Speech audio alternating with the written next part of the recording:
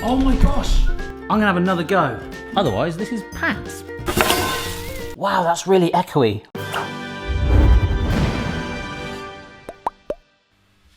Hello everybody, and welcome to, I think, I should have this right, Kitchen Gadget Testing 52. Yes, you can now watch a kitchen gadget testing video once a week, and that will be your year. Pretty cool, like a series, or if some of you are still watching the marathon of the first 50 episodes. So if you fancy doing that, if you missed any other gadget videos, do check them out at the end of this, or if you're in the middle of a marathon, congratulations, you've currently made it to the end. No, that doesn't make sense. You're there now, and there's probably another one. Anyhow, welcome, and as always, remember before commenting down below that some of these gadgets can help people get back into the kitchen and help them overcome some tasks in the kitchen too. So please bear that in mind before commenting. But sometimes you get novelty ones, sometimes you get useful ones. I think today, actually all of these are pretty darn useful. Let's go. We're going to start with something I get asked about quite a lot. Is there a particular jar opener that I recommend? I've seen lots over the years. I've seen the automatic one, which is very good, where it just spins around for you. Stonking. Ah, a little bit of sun's come out. It's like a rainbow. Anyhow, first up is jar opener by Kitchwit, which is amazing. I would love to have called the dogs Kitchwit. Hey, I didn't actually name you, could I, Amy? You already called Amy, but Kitchwit in Boston has a better ring to it, don't you think? Any questions, please feel free to contact us via Amazon or send your product to kitchwit at an email address.com. We will always stand behind our product. Literally. Hold the jar with one hand while anti-clockwise, twisting the handle with another hand. Very, very simple. Oh, that was in that. They chucked in a little bottle opener as well. How kind of them. That doesn't feel very good at all. Yeah, so this really is it. It's got these teeth, and you can see it's on a very simple cog there, so you can go to a handle even the size of a coin. So there we go, the biggest lid I could find in the supermarket on there. So there might be even bigger ones out there. Adjust the clamp so it's maximum length. Turn the handle until the steel teeth on the clamp grab the lid tightly. Okay. Ooh. Okay. What? And then it just popped the lid. Hang on, let's do that again. So you clamp it down. Oh, it does it like that for you. That's pretty good, actually.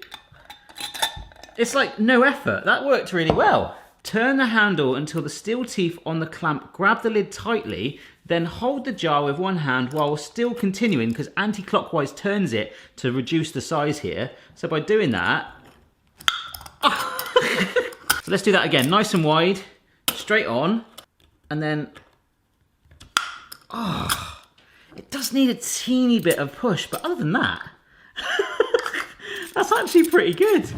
I don't know about you, but I bloomin' love rice, and I like rice that's cooked well. A good gadget for that is called a rice steamer. We don't have one because I like doing it old school on the hob, but they are really good. We went to a house party once, one of Becky's friends, Mrs. Barry's friends, and it was just like, this is great. The rice was tender, it was steamed, it was delicate, and sometimes that's quite hard to get. It's quite easy in a way to get rice wrong, but that's where this red tub comes in by Systema, who also did a microwave cake maker, which we've reviewed before. I recognise this. It's a similar sort of concept. Made in New Zealand, phthalate free and BPA free. Phthalate free, which we always look out for, right? Microwave rice steamer. So it's got a lid. Take that off. The lid is vented, okay? This thing, which is just another cap. Ah. A handy curved serving spoon. I like it. And it's kind of ribbed. And basically it's just a big red, hello, I'm a big red bucket. Cashier number 3, please. I'm having way too much fun, sorry. And of course, the instructions. Wow, look at those. Okay, so it's got a chart for doing quinoa, polenta, couscous, and white rice. We're just going for white rice. We're going to use it for another gadget. Oh, yes. So I've given this all a wash. 250 grams of white rice, which is in a packet that's resealable. Yes. So I'm going to give this a wash because it's horrible and starchy. No one needs to know. 250 grams of rice, again, which is in a bag that's resealable by, yeah. I'm just going to wash it. Just believe me, okay? All right, so let's push the, oh, there's still a little bit of water in there. That's okay. It does say to add 500 to 600 mils of water, which is quite lenient, 100 mil difference, but hey ho. There we go, look at that. And there is no instructions, as I say. The actual packaging was the tub like this, nothing else with it. So adding the water, and I'm having to go by the diagram on the side of which way this goes up. I think it's, I don't know, that way would make more sense because then you've got something to grab, to pull off. We then stick this down, clamp it. Nice, that feels good and secure. Average cooking time, 8 to 12 minutes. Let's go for 8 and see what happens. Come on, my friend. Oh, you're not going in. You're hitting the plate. Hang on. Oh, this is going to get really tricky if that's the case. Yeah, I have to put it in at an angle to move my plate off the runner thing. Right, there you go. You're in. See you in 8. All right, I think this is going to be hot. I just found my boxing glove oven gloves. I don't know where they've been. Yes, I do. They've been in my drawer right down here. I just thought I'd lost them. Here we go. Like one of those old men. Like one of those guys on the black and white films. Oh, whew, that is hot. That looks really watery in there. Ooh, what am I seeing there? What am I seeing? I'm seeing a mountain of water. Surely it's not going to steam off all that. Well, just keep cooking. It's got to absorb it, right? Maybe that's all it needs is a bit more time. Otherwise, this is pants. Well, I just checked the cooking time on the rice I'm using, and it's normally 12 minutes anyway, so 8 was probably a little bit optimistic. It's making popping noises. I don't know. Oh my gosh. No! Oh, right, man up, come on. Ah! Ooh, okay, this was 2 minutes later. See the difference? It was really watery before, but there's still some in there. That was 10 minutes. So another 2. It did say 8 to 12. Should do it. Yeah, the difference in what's happening in there now is that there's actually steam in the microwave. I did think, well, where's all that moisture going? Because there's the vents in there. It perhaps took a little while for it to warm up. So I think you will need the maximum cooking time generally. All right. Oh, you see the steam? I feel very confident about that. Random thing with microwaves, you know, sometimes they say leave it in there to stand, like sometimes leave a microwave meal. Not that I have many of those anymore, but I remember back in the day they were like, leave them in there because it still cooks in there. It's still radiating the heat in, and that's what we're going to let it do. You let it stand anyway. So let's look at something fun. Not the jars from earlier, not the boxing gloves. Bread. I'm going to make some toast. That's not fun. Well, it is, but that's not what I meant. Okay, so this is what I mean. This is the fun thing. This isn't even really a gadget. It's something I've had upstairs in the gadget box for ages. I saw it in a shop. I'm like, what the heck is that? It's one of those things when you go into one of those stores and they have the mini TV. I haven't got many props right now, but hang on. Yeah, it's normally like black and white and there's like music over it and then they're going... So that was me playing the role of someone struggling with their butter and needing an instant equivalent.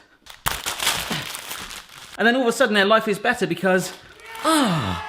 butter buds from America's Dairyland. Sprinkle on hot, moist food, so it's convenient sachets of instant butter. Less than 0.5 grams fat per 2 grams serving, so it's 25% fat of the allowance. Well, it's for butter, yeah.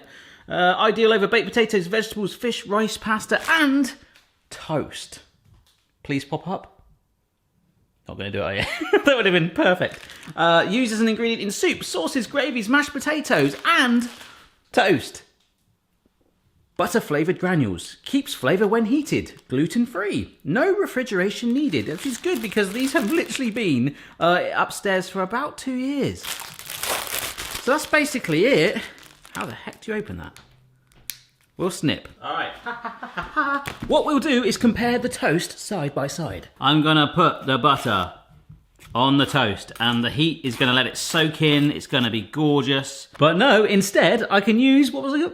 A sachet of butter buds. And it's just yellowy powder, see? I nearly inhaled it then. Okay, here we go. Instant butter, guys. I mean, some of you might use this. Why has it got a mug of coffee on the front as well? I mean, there is something called bulletproof coffee where a lot of people do that. They shove some butter in their coffee. I mean, that's not a standard thing. I mean, not much is happening. Nice. Well, it's salty. There is some flavour there for sure, I'll give it that. Do you know what I'm going to do? Is actually suggest jacket potatoes as well. I'm going to put a jacket potato on in the background for an hour to bake, and at the end we'll just sprinkle some on and just see if that works. For reference, I might as well show you, this is how I like to do a jacket potato. You can bung it in the microwave first of all to soften it up, but this is just a potato that I've pierced with a fork, so get it nice and oily. Make sure you get lots of butter bud crumbs on it as well. Give it a darn good crack of pepper on there. Salt as well, flaky salt. Bake it on the shelf, no tray, all right? Lush. So by making the potato and the toast, I just ate the normal toast. Very nice indeed. It's kind of giving that time to cool down. So much so I'll take it out without the boxing gloves. Yeah, it only just fits in my microwave. So here we go, let's unclip it again. Yes, this is still warm, but hey ho. It's gone from that slushy mix. Oh my gosh, look at that. My only fear is if I might have over microwaved it, it could be, no. Oh my gosh, look, it could have burnt at the bottom. It hasn't. Oh. And I need to keep this for one gadget coming up, but is there anything better than rice on butter buds? That actually melts. Oh my god, it's actually, oh. Can you see the rice has got sort of butter on it? The heat of the, oh, this is not meant to happen. I don't know if butter rice exists. We just created magic. We're basically building up to the world's strangest rushed sushi ever. This, by Betty Bossy, is the Veggie Sheet Slicer. You should get like a mat, a carpet, a run, a blanket of your chosen vegetable. Now, there was someone that messaged me earlier about, do I know any gadgets that help cut cucumbers to get away with the seeds and stuff? One of the last gadgets I did that did the carrot sticks, I think that would do that quite well. This might, I just don't know how wet it will get. All right, so I've given this a wash. There's a twisty thing here where the vegetable of choice sits on the spindle and it goes through this blade, and it's very, very sharp indeed. I'm just gonna double check the instructions because I do not want to hurt myself today. This bit slides out, which is what your veg stuff and fruit as well. Apparently you can use apples if you want. Lift up the cutting flap, which is this bit, till it clicks in place. So we should see this bit move. Yeah, you see that? It's there. We then stand it up like that and stick our vegetable in here onto this. Wow. Yeah, you need to really cut it down. Okay. Doesn't matter. So that it sits on here, a little bit like a spiralizer. So I'm gonna try and get that quite central. And then we push this thing through that hole, as ideally through that middle bit as we can. And then we go like that, so it's locked on it. Oh my gosh, it's doing it. It's doing it like when it wants to. We're creating a carpet. But look, there's speckles in, there's holes. It's a bit abstract. I wonder if it'll get easier the smoother it gets, because it's a bit uneven. Because it's a, that's it. Because it was curved. Look. It's straight in like, look at that. I'd put that on my wall. There we go. I don't know why I would use this. Ah, courgette carpet. The future. Apparently you can do it for beetroot as well. I'm not doing that because that'll look gruesome with the beetroot juice come off it. Potatoes. I've got a potato. I mean, that's the weirdest chips I've ever made, but it's working. You could fry those. They taste good. Carrot. Oh my gosh. It's sort of working, yeah. Bearing in mind I've got a split carrot on here. And for the lovely lady that tweeted me earlier about the cucumber thing, the cucumber goes on. Wow, that's almost perfect. It's like this thing was made for cucumber. Oh, that's, yeah, actually, out of all of them, that is the first one that's locking in properly. Okay. Will this? Yeah, look at that. That's the best one so far. So that lady that messaged me and said, hey, can you get cucumber without the seeds? If you don't mind having it like this, before it gets to the seedy bit. Yeah. I don't know if I'd use this. Might be cool for a restaurant or something. For this next gadget, we need to make churros. Yes. Water, salt, unnecessary salt babe, sugar, and this is some vegetable oil.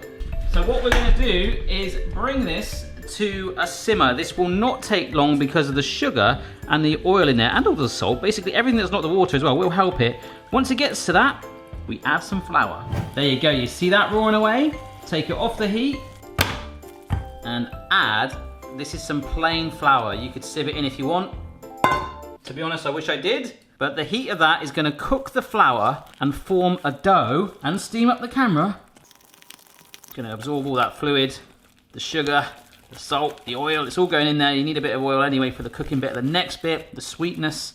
Oh my gosh. It might look a little bit like mashed potato. When you're at that point, you're nearly there. All right, I'm happy with that. If only we had a gadget to help us make churros rather than a piping bag. Oh, we do. Well, yeah, apparently we do. Remember, none of these are paid promotions to do these gadgets. I'm gonna hopefully make this work. If it doesn't, I'll tell you. I'll tell you if it's rubbish. It's a Churro Maker, and it looks like it's got a couple of different nozzles on it. The dough we've just made, oh, look at this. They're like little playing cards. They fit neat little hats. Oh, I'm very sleepy. Check out my new teeth. The sun will come out. The smaller sun will come out tomorrow. Okay. Oh, there's another one in there. There's a medium nozzle. Brilliant.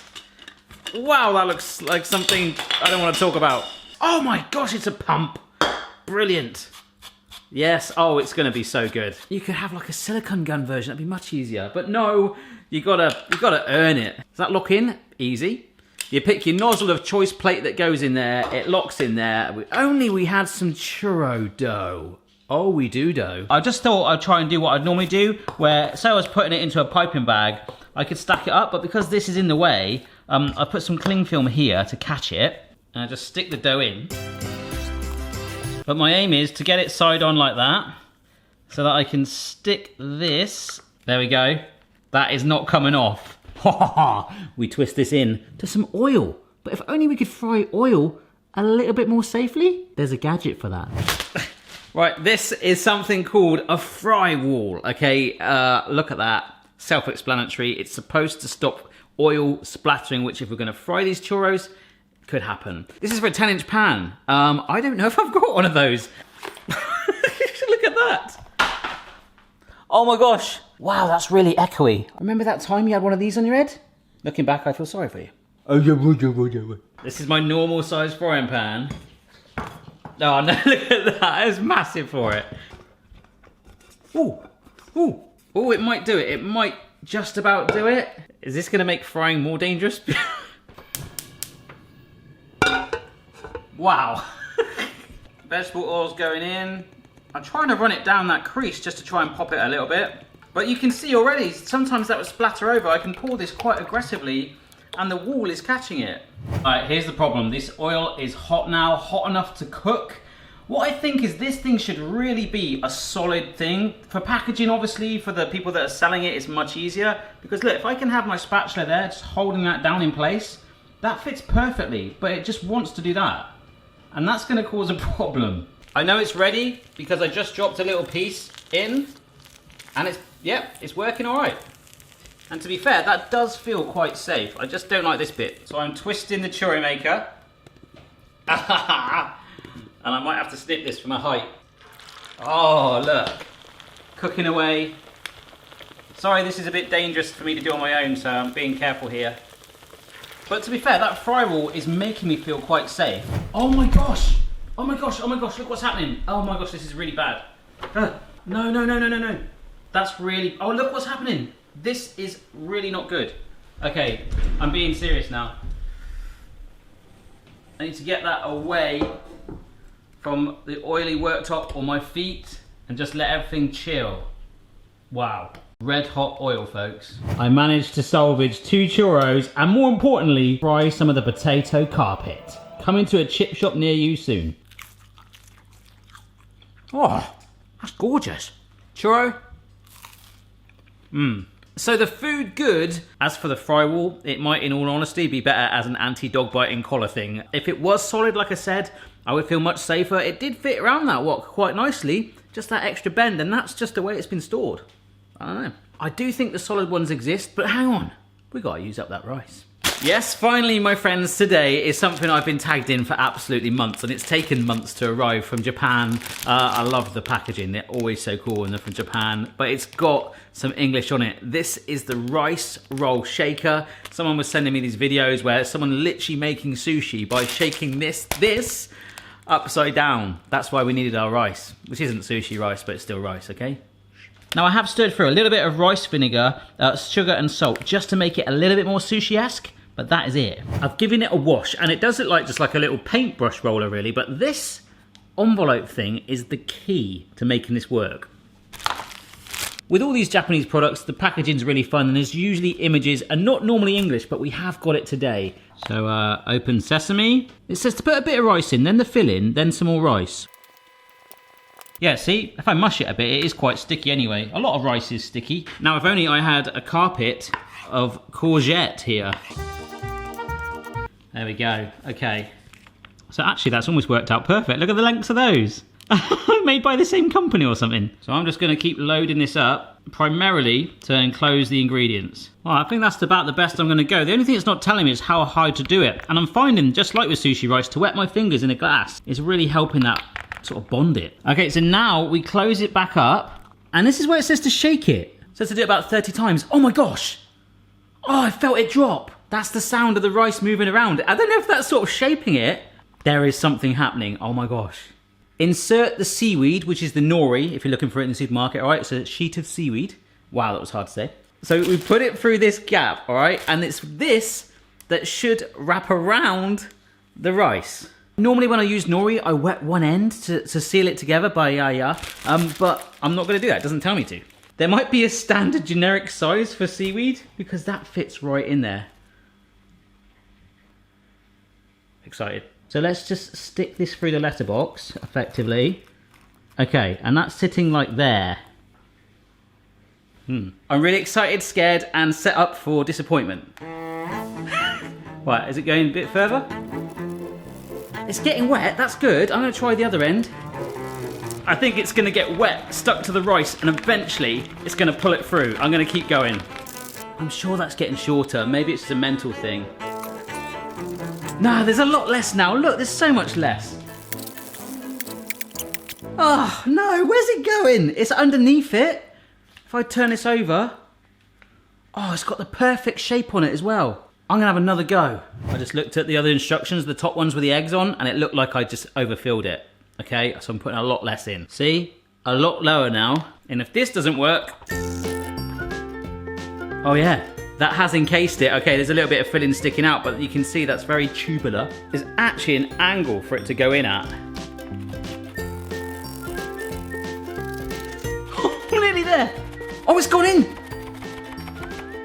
It's gone. I don't know what happened. I was just getting bored then. I just kept looking and I could hear it going. Maybe the moisture just finally got it. Oh.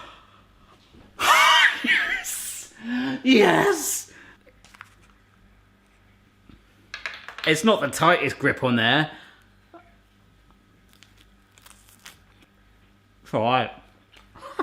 There we go then, folks, another kitchen gadget testing video in the bag. Don't forget to check out the rest of the other videos, all 51 of them, and remember I also do an individual playlist too for ones that need a bit more attention to detail. The first 50 took over 16.5 hours, and some of you watch all of that, so thank you so much. If you've seen any gadgets that I haven't tested today, do let me know down below. Don't forget to subscribe for regular videos each week. Follow me on social media, your platform of choice for behind the scenes bits and bobs. Consider becoming a patron for even more behind the scenes bits and giveaways of gadgets. In fact, for this video, the Churro Maker, I'm going to sign the box and send it off to one lucky patron somewhere in the world. Thanks for watching, and I'll see you very soon. Check your level, player. No matter what your style, the kitchen's for me. Simon's moustache, goatee, maybe all three. This is my jacket potato. I left it in the oven a little bit too long because I had the sushi incident and the oil incident. Oh, do you know what? The oven takes longer. You just get that lovely crispy outside. You can microwave it first and then, you know, just to soften it and then bung it in the oven, but I just slow cook it. Oh. So on the packaging, look, it's got like a really heavily buttered potato. I'll try and, I really want this to work. I don't know what, I mean, it tasted all right earlier. Let's stick it on there, you see that there? So granules of butter. I can see it's starting to go a little bit gooey. Maybe if I encase it a little bit and leave it for a minute or two. Okay, it's quite hot, but... Oh, you see the steam? Oh, look, it's actually melted a little bit. Oh, it smells really buttery, to be fair. It tastes like cheese, melted cheese. Oh, it's still strong though. You know what, as quirky as that is, it's certainly not the worst thing I've ever tried. There's probably a scenario like maybe if you're in space and you need butter. There you go. Astronauts. If I ran this company, I would rebrand them as Astronaut Butter, sell them in all those NASA and astronomical stores and things and like science museums. Sell a load of them. But instead, I'm just going to eat a potato. Yeah, that's good. And just hold it and shake it up and down. Up and down, up and down, up and down. Like that? No. Yes. But wait, clever. there's more. Oh, it's getting shorter. Yeah, keep going. Oh, That's gone, isn't it? oh yeah. It's magic. Now open it up. Wow. You just made sushi. See, that's what I'm not worried about. Maybe you need to lick that to seal it. That's really clever. Isn't it? Nice one. Wow. I waited 6 weeks for that to arrive.